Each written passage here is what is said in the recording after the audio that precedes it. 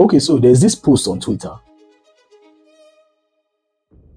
And basically the guy was asking a car, simple car that he can use within the range of 3 to 5 million that he can buy, fuel efficient, easy maintenance and all that. Now, let's get it out of the way. 3 to 5 million cannot get you a Belgium car right now. It has to be a Nigerian used car. Went to the comment section knowing that Corolla would be the top mention, and of course it was. Corolla had huge mention. Then there was also mention of Matrix, which a lot of people like, and the close sibling or cousin, and I say Pontiac vibe.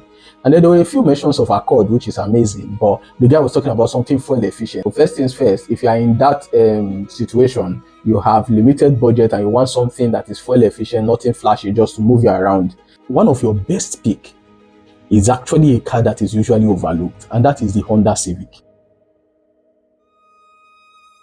It is fuel efficient, it is easy to maintain, and then the parts are not as expensive as a Corolla.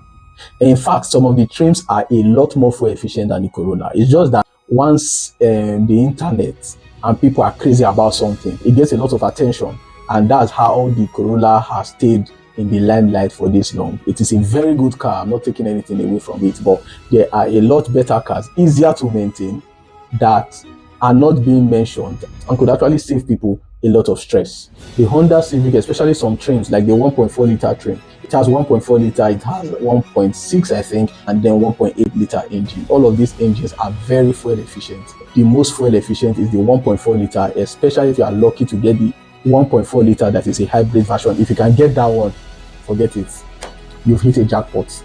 In terms of fuel efficiency, it is one of the most fuel efficient cars that is a mid-size sedan. In fact, the EPA rating is a little better than the Picanto and the Hyundai i10.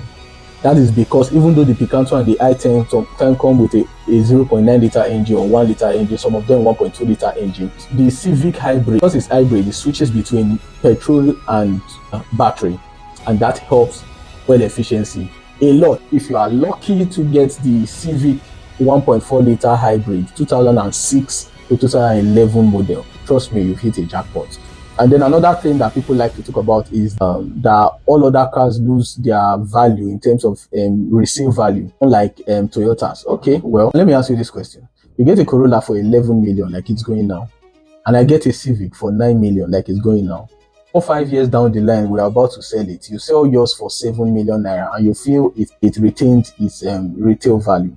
But I sell mine for 5 million naira. We both have lost 4 million each. So what is the resale value that people are talking about?